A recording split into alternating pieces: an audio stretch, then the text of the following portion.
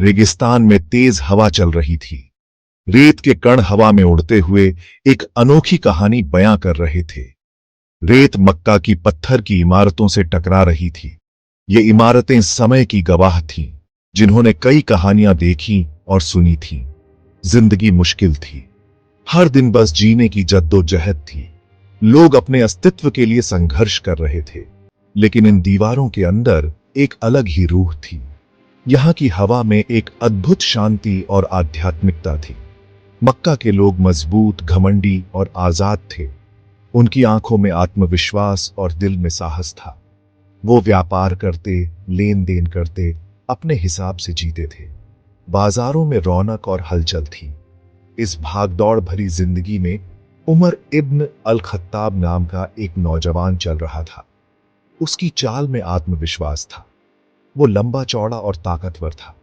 उसकी कद काठी और ताकत उसे भीड़ में अलग बनाती थी। उसकी नजर तेज थी, जो उसके तेज दिमाग और भी तेज जुबान को दिखाती थी। उसकी बातें लोगों को प्रभावित करती थी। उमर मक्का में एक इज्जतदार आदमी था। लोग उसकी इज्जत करते थे और उसकी राय को महत्व देते थे। वो अपनी ताकत, अक्लमंदी और अपने पुरखों की रीतियों पर चलने के लिए जाना जाता था। उसकी विरासत में गर्व था। उसे क्या पता था, जिस जमीन पर वो चल रहा है, वहां एक ऐसी आंधी आने वाली है जो रेगिस्तान की किसी भी आंधी से ज्यादा ताकतवर होगी। ये आंधी उसकी जिंदगी को हमेशा के लिए बदल देगी। मक्का के बीचों बीच एक इनकलाब पक रहा था। यह एक ऐसा समय था जब समाज में बदलाव की लहरें उठ रही थीं। मोहम्मद और नाम के एक नौजवान ने एक नए बदलाव का पैगाम दिया था, जो समाज के हर तबके को छू रहा था। एक खुदा, अल्लाह का पैगाम। यह पैगाम लोगों के दिलों में गहराई से उतर रहा था। उन्होंने बराबरी, रहम और खुदा की मर्जी के मुताबिक जीने की बात की। यह संदेश समाज में एक नई रोशनी ला रहा था। इस नए धर्म का नाम इस्लाम था। इस्लाम का मतलब है शांति और समर्पण। उनकी बातें बहुतों के दिलों में उतर गईं, खासकर जो गरीब और कमजोर थे। यह उनके लिए एक नई उम्मीद की किरण थी। लेकिन कुछ लोगों के लिए, जैसे उमर, इस्लाम उनके पुराने तरीकों के लिए खतरा था, क्योंकि यह उनके पारंपरिक जीवन को चुनौती दे रहा था। उन सब चीजों के लिए चुनौती था जो उन्हें प्यारी थी। उनके रीति रिवाज और परंपराएं इस नए धर्म से टकरा रही थीं। उमर, जो अपने रीति रिवाजों को मानने वाला था, इस नए धर्म को शक की निगाह से देखता था। उसे इस्लाम के प्रति गहरा संदेह था। वो इसे एक खतरनाक बदलाव समझता था, जो मक्का की जिंदगी के संतुलन को बिगाड़ देगा। उसे डर था कि यह समाज को विभाजित कर देगा। इस्लाम के खिलाफ उसकी मुखालफत सख्त थी, क्योंकि वो अपने लोगों और उनके जीने के तरीके की हिफाजत करना चाहता था। उसकी चिंता थी कि बदलाव उनके अस्तित्व को खतरे में डाल देगा। उमर इस्लाम का कट्टर दुश्मन बन गया। उसने इस्लाम की बढ़ती हुई ताकत को खतरे के रूप में देखा। उसने अपने पुरखों की परंपराओं की रक्षा करने की कसम खाई। उसने पैगंबर मोहम्मद पस के खिलाफ बोला। उसने उनके अनुयायियों को चुनौती दी।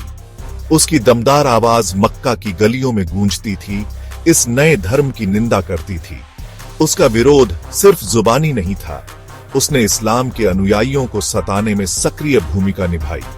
वह मानता था कि वह सही काम कर रहा है, अपने लोगों को एक खतरनाक विचारधारा से बचा रहा है।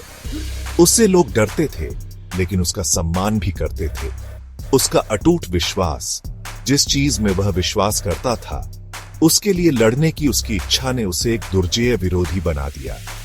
उसे क्या पता था कि उसकी किस्मत एक नाटकीय मोड़ लेने वाली है।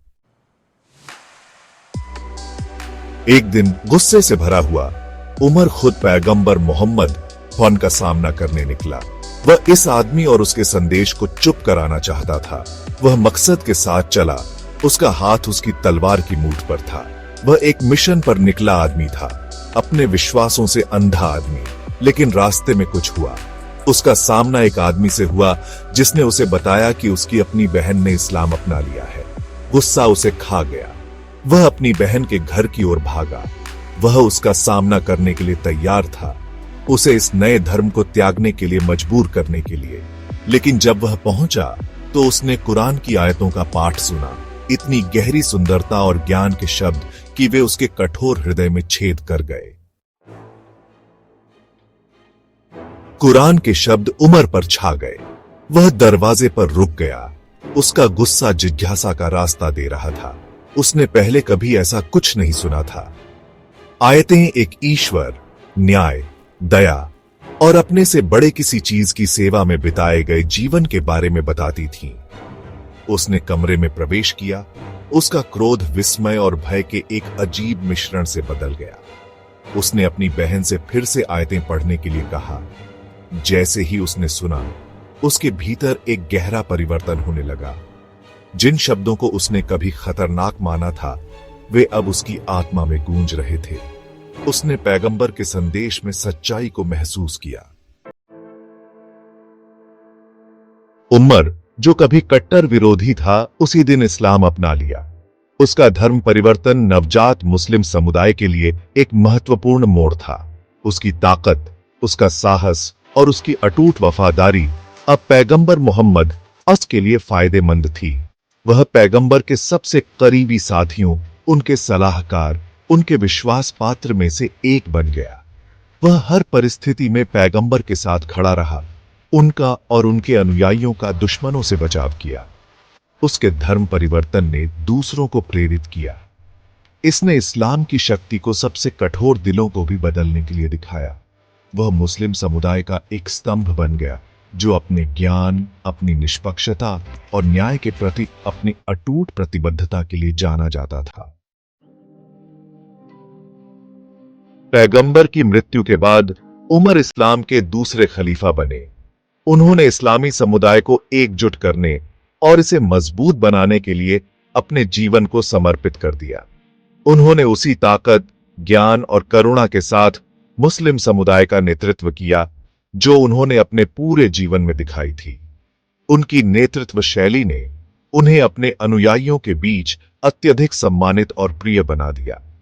उन्होंने इस्लामी साम्राज्य के उल्लेखनीय विस्तार और समेकन की अवधि का निरीक्षण किया। उनके शासनकाल में साम्राज्य ने अपनी सीमाओं को व्यापक किया और अपनी शक्ति को मजबूत किया। उन्होंने प्रशासनिक सुधारों को लागू किया, न्याय की एक प्रणाली स्थापित की और सभी लोगों के साथ उचित व्यवहार सुनिश्चित किया। उनके न्यायप्रिय निर्णयों ने उन्हें एक निष्पक्ष और ईमानदार शासक के रूप में प्रतिष्ठित किया। वह एक ऐसा शासक था जिसने उदाहरण पेश किया। उनके कार्यों ने उनके अनुयायियों को प्रेरित किया और उन्हें एक आदर्श नेता के रूप में स्थापित किया। उन्होंने एक साधारण जीवन जिया। उनकी सादगी और विनम्रता ने उन्हें लोगों के दिलों के करीब ला दिया। उन्होंने गरीबों और उत्पीड़ितों की देखभाल की।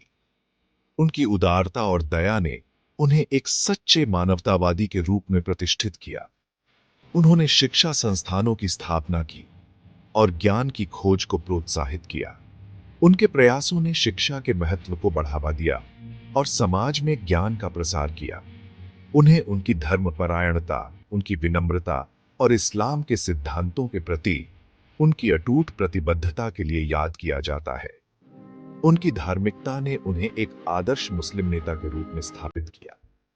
आज भी, सदियों बाद, उमर इब्न अल खत्ताब न्याय के प्रतीक, विश्वास की परिवर्तनकारी शक्ति के प्रतीक और इतिहास के सबसे उल्लेखनीय व्यक्तियों में से एक की स्थायी विरासत के प्रमाण के रूप में खड़े हैं।